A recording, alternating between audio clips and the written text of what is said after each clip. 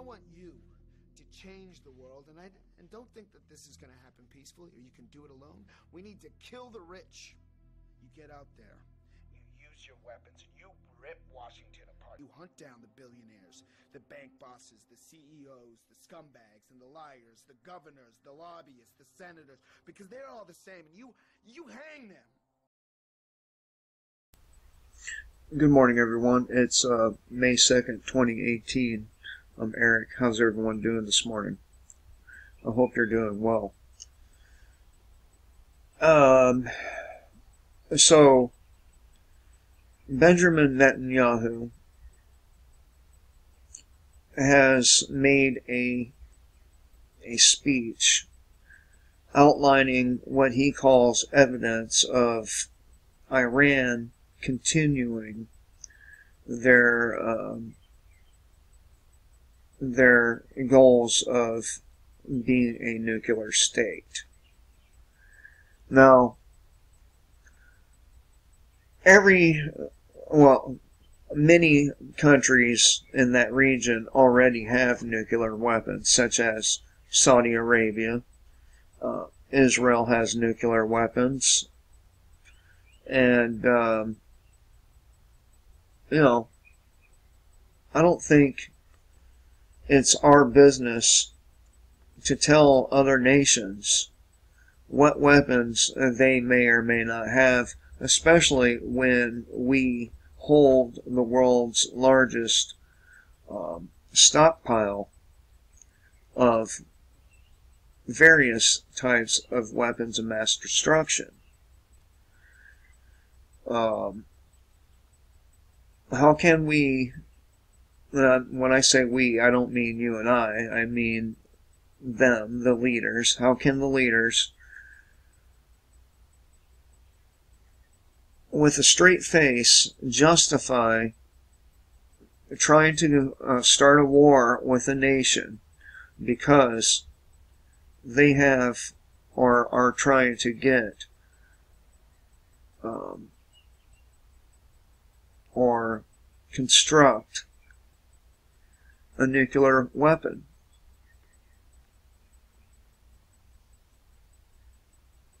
I mean, again, we have nuclear weapons, among other things. China has nuclear weapons. Russia, Britain, France, and so on.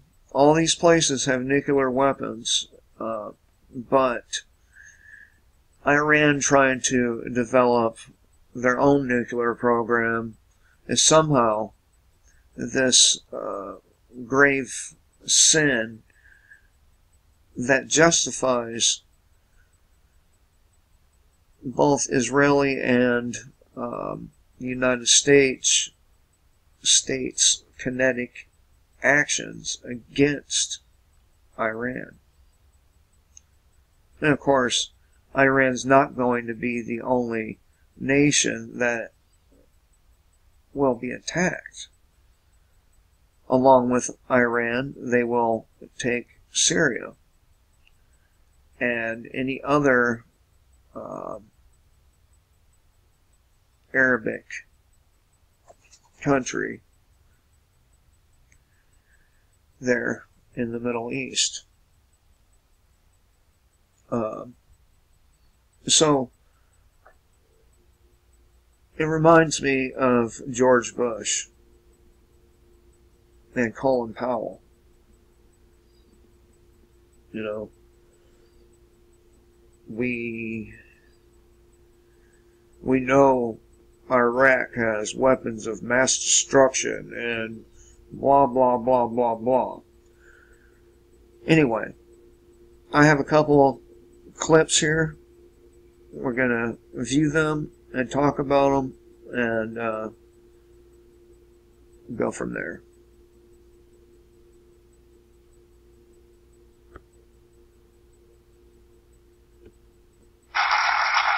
Do you see a replay of what happened in the lead up to the war with Iraq? The allegations of the weapons of mass destruction, the media leaping on to the bandwagon. Well, in a way, but history doesn't repeat itself exactly twice. What I did warn about when I testified in front of Congress in 2002, I said, if you want to worry about a state, it shouldn't be Iraq, it should be Iran. But this government, our administration, wanted to worry about Iraq, not Iran. I knew why, because I'd been through the Pentagon right after 9/11. About 10 days after 9/11, I went through the Pentagon and I saw Secretary Rumsfeld and Deputy Secretary Wolfowitz. I went downstairs just to say hello to some of the people on the Joint Staff who used to work for me, and one of the generals called me and he said, "Sir, you gotta come in and talk to me a second." I said, "Well, you're too busy." He said, No. He says, "We've made the decision. We're going to war with Iraq." This was on or about the 20th of September. I said, "We're going to war with Iraq? Why?" He said, "I don't know." He said, "I guess they don't know what else to do." So I said, "Well, did they find some information connecting Saddam to Al-Qaeda?" He said, No. He says, "There's nothing new that way. They just made the decision to go to war with Iraq." He said, "I guess it's like we don't know what to do about terrorists, but we got a good military and we can take down governments." And he said, "I guess if the only tool you have is a hammer, every problem has to look like a nail." So I came back to see him a few weeks later, and by that time we were bombing in Afghanistan. I said, "Are we still going to war with Iraq?" And he said, "Oh, it's worse than that." He said, he reached over on his desk and he picked up a piece of paper. He said, I just got this down from upstairs, meaning the Secretary of Defense's office today, and he said, "This is a memo that describes how we're going to take out 7 countries in 5 years, starting with Iraq and then Syria, Lebanon, Libya, Somalia, Sudan, and finishing off Iran." Finishing off with Iran. Of course, it didn't go quite the way they envisioned, did it? It's been what? 11 years or more since then? No. Let's see. Somewhere around between 10 and 15 years, right? It's been going on for that long, and they have not been able to take Syria down. They have, however, more or less gotten the rest of them, right? I think there's, Iran, Syria, and maybe Lebanon left. Maybe Lebanon.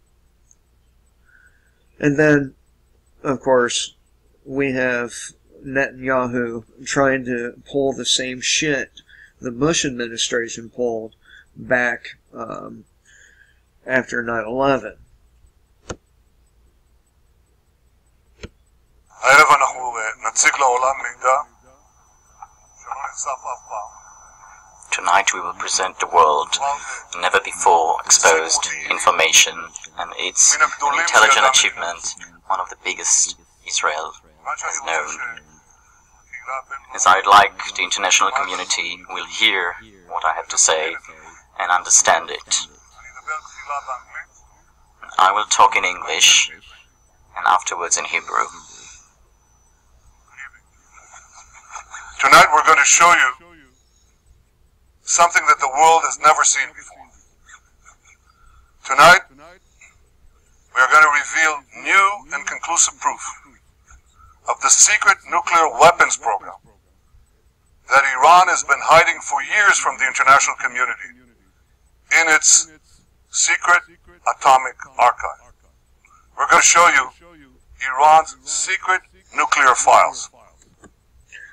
Now, I would like to remind all of you that in the Jewish religion or ideology, whatever you want to call it, it is very clearly stated that it is acceptable and encouraged, in fact, for them, the Jewish people, to lie and deceive the Gentiles. So, if that is their, and it's true, it's written in their religious books,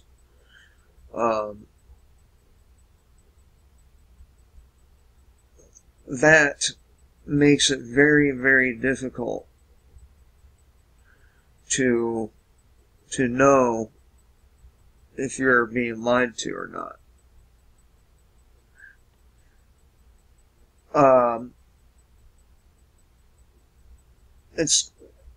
I don't see how he can claim that they've got this through intelligence, and it's the very same thing Colin Powell said about Iraq. We got this through our intelligence sources, and they're solid. And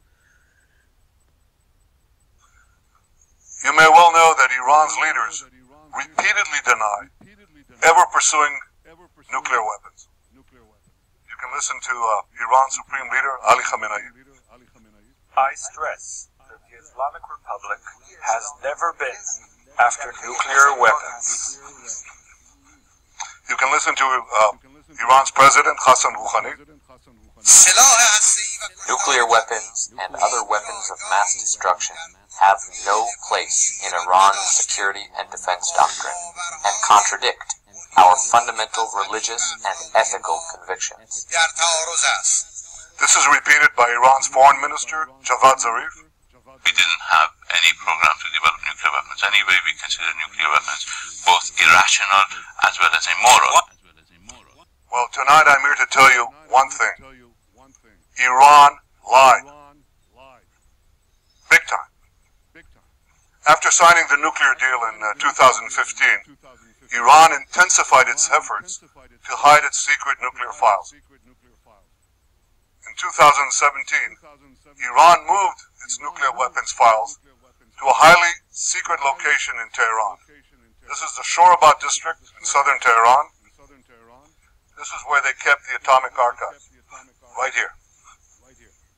Few Iranians knew where it was, very few, and also a few Israelis. Now, from the outside, this was an innocent-looking compound. It looks like a dilapidated warehouse.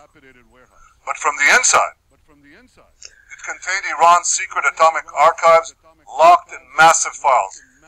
Actually, they're a little bigger than this. Now look how big the inside of that looks. It looks like it goes on for quite a good, stretch there. And if you go back and look at the outside of what he called dilapidated warehouse,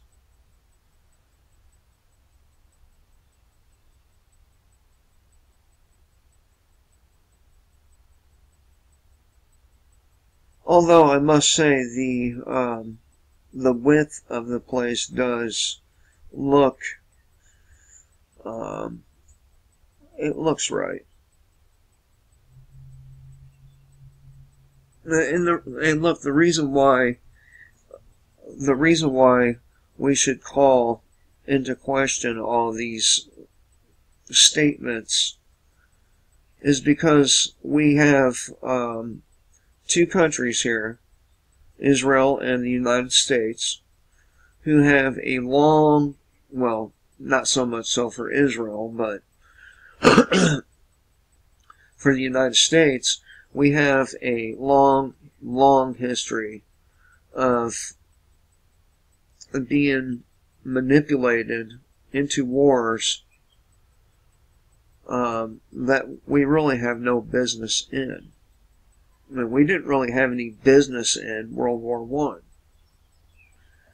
Nor did we have any business in World War II or Vietnam. None of these wars are matters that are our government's business. We're brought into these conflicts through, false flags, lies, and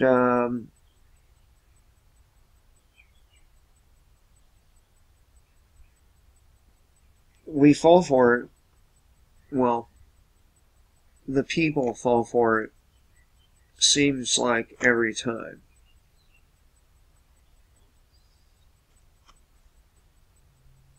Massive files. Actually, they're a little bigger than this. A few weeks ago, in a great intelligence achievement, Israel obtained half a ton of the material inside these vaults. And here's what we got. 55,000 pages. Another 55,000 files on 183 CDs.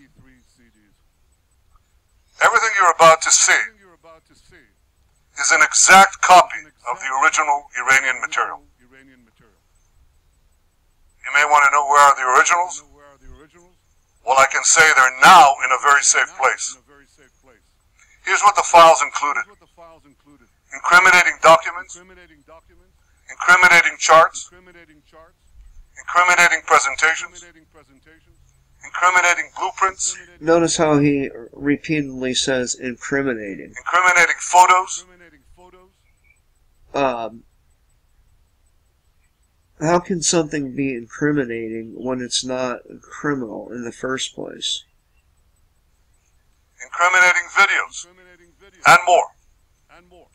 We've shared this material with the United States, and the United States can vouch for its authenticity. We will also share it with other countries, and we'll share it with the International Atomic Energy Agency.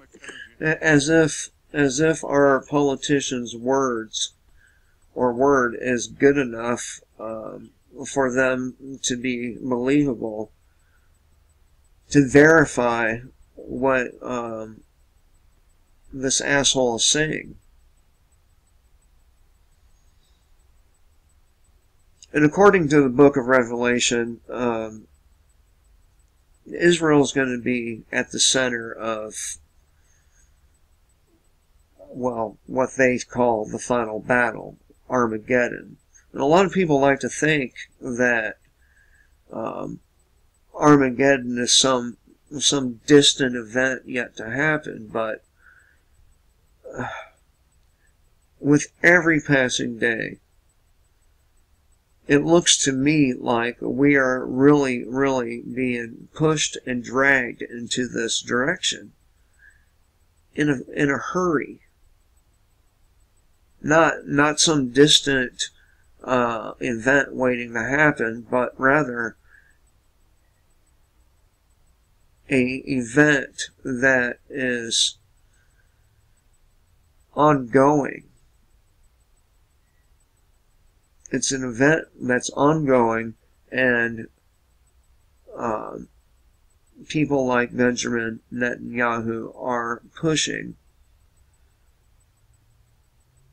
for it to happen sooner rather than later.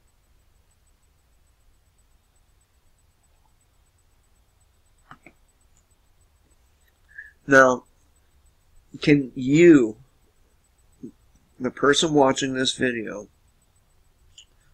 honestly say that with a straight face that you believe anything Netanyahu says? You keep in mind that he is under investigation in his own country for fraud and corruption. Does that sound like somebody who's believable? I mean, if a person is on trial, if they're on trial and they're known to be lying sacks of shit, they're known to commit acts of fraud, among other things, is the jury going to believe them?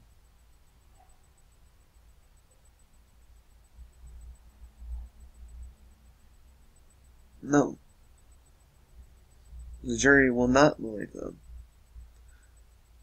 For that matter, the jury rarely believes anybody who's not a member of the law enforcement community or judicial system.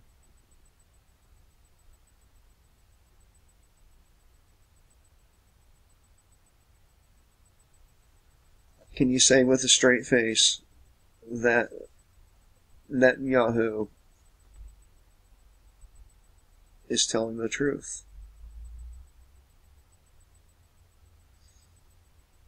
I would bet not.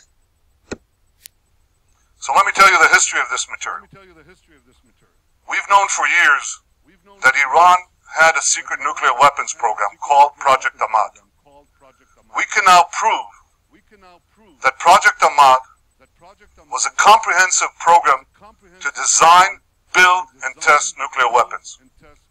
We can also prove that Iran is secretly storing Project Ahmad material to use at a time of its choice to develop nuclear weapons. Here's what Project Ahmad's explicit goal was: creating nuclear weapons. This is an original Iranian presentation from these files.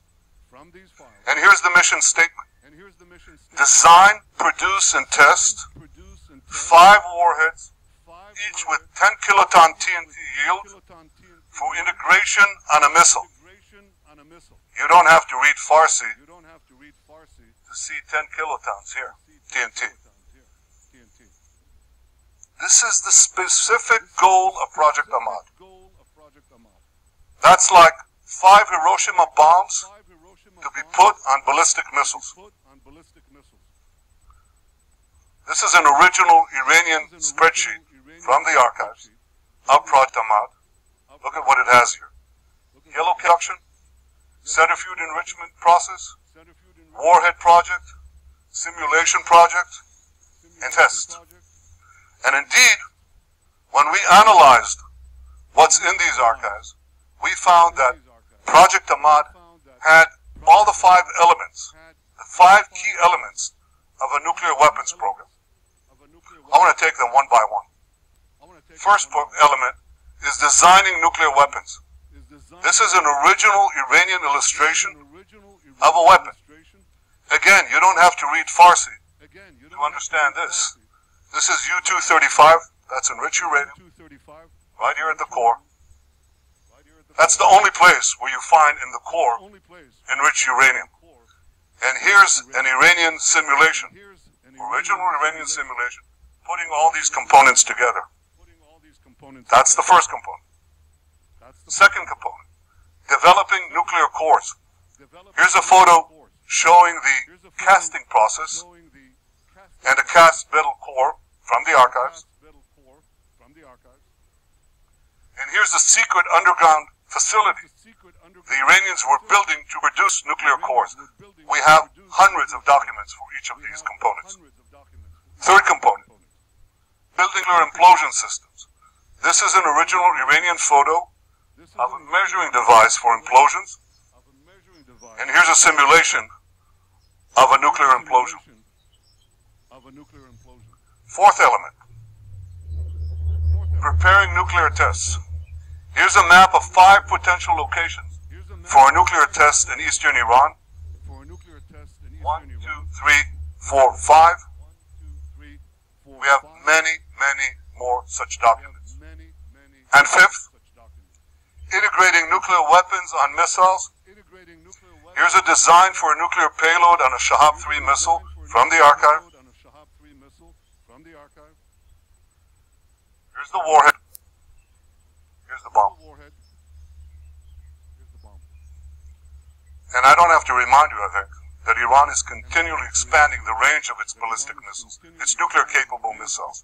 They started with 1,000 kilometers. They're now up to 2,000, roughly. They can reach Riyadh, Tel Aviv, Moscow, but they're working on far, far greater ranges. They're planning much longer range missiles to carry nuclear weapons. So these files conclusively prove that Iran is brazenly lying when it says it never had a nuclear weapons program.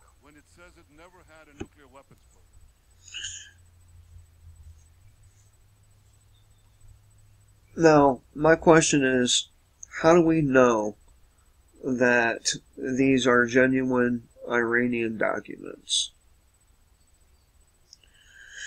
How do we know that Benjamin Netanyahu, the Israeli Defense Forces, or what is their Mossad, their intelligence services,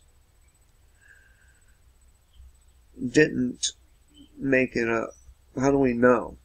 I mean, after all, the Bush administration made up much of what they like to call evidence to justify going to war with Iraq. Same with Afghanistan. They manufactured evidence saying that they were harboring terrorists there in Afghanistan and declared a war on terrorism and made it possible for them to go and invade Afghanistan. But really, what going to Afghanistan, what that was really about, was seizing control over the poppy production and trying to figure out how to extract minerals that the ground holds there in Afghanistan. That's really what it's about. And the reason why we've been there so long is so we can continue to control the world's heroin trade and make money for the black budget, because they keep on coming out and talking about missing trillions of dollars. People are going to probably start questioning where this money is going. So they have to make money another way. What they do is they seize control over things like the heroin trade and produce the heroin and procure the alkaloids for the pharmaceutical industry, and then they get it here to the United States. They have people that take it out and distribute it to the higher ranking drug dealers, and then from there it gets broken down and taken to the street level, where an individual caught with this substance will be arrested, charged, and probably serve shitloads of time in prison. All the while, it's being facilitated by our government. That's some pretty dirty shit. Some pretty fucking dirty shit.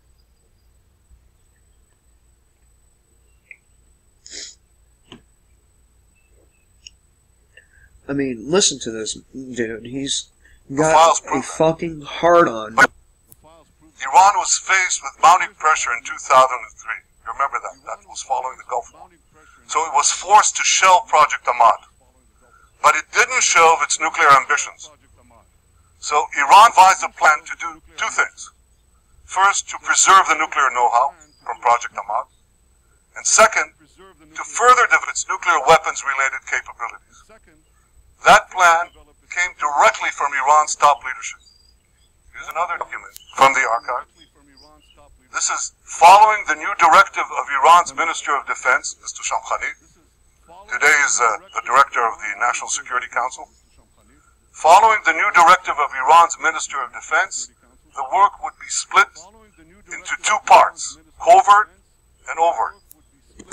Now, if you were Iran, if you were the leaders of Iran, and you had a statement like the one Wesley Clark made, saying that it was the goal of another nation to come and overthrow the government of that nation, whatever happens to be, whether it be Syria, Iran, Iraq, any of them. They have a stated goal of overthrowing and taking down the governments. Isn't it just logical for them to want to defend themselves against a country or countries that have openly stated that they want to implement regime change inside that country? Isn't it just basic logic that they want to defend their right to sovereignty and their right to exist? I mean, I don't think any government has a right to exist, but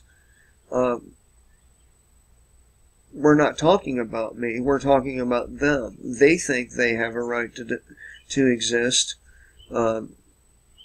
Israel, United States, etc., are governments, and Iran is no different. They think they have a right to exist, and they are surrounded by people or nations that are openly hostile to them. They are surrounded by nations that have nuclear weapons. So why wouldn't they want to have nuclear weapons as a deterrent to keep nations like the United States and Israel, along with all their partners in NATO, out of their country?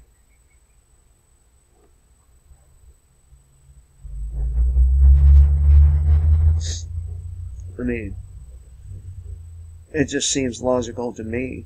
If you live in a bad neighborhood, the logical thing to do is, and if you can't afford to move out of that neighborhood, you know that there's lots of criminal activity, violent assaults, these kinds of things. I'm not talking about necessarily about selling drugs, because selling drugs overall is not a violent action, although due to the nature of people in the black market, sometimes violence does occur. I'm talking about, fucking rapes, murders, these kinds of things. If you live in a neighborhood, you can't afford to move, the logical thing for you to do is to have a gun. A couple of them. And if somebody were to invade your space, the logical thing to do would be to use the gun. So, Iran is only doing what's logical when you're surrounded by nations who are armed with nuclear weapons and have an open goal of overthrowing the country's government and installing a banker-friendly dictator. That is their goal. And for Iran to be developing nuclear weapons to defend themselves is a perfectly rational and normal response to such a threat. So, basically, Netanyahu is here to plead for U.S. intervention and backing when Israel decides to strike. And as far as I know, they have already done so several times.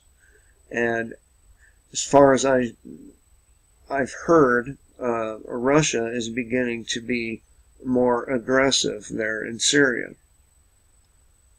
So, this notion of another world war occurring is probably a rational notion.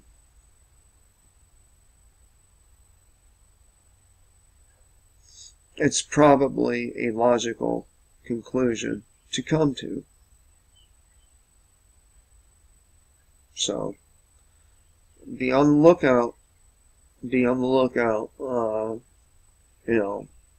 Another world war. I don't think the mainland of the United States will be spared this time around. I think that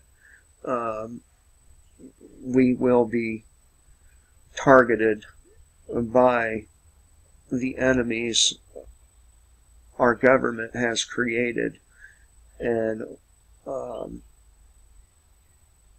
I think that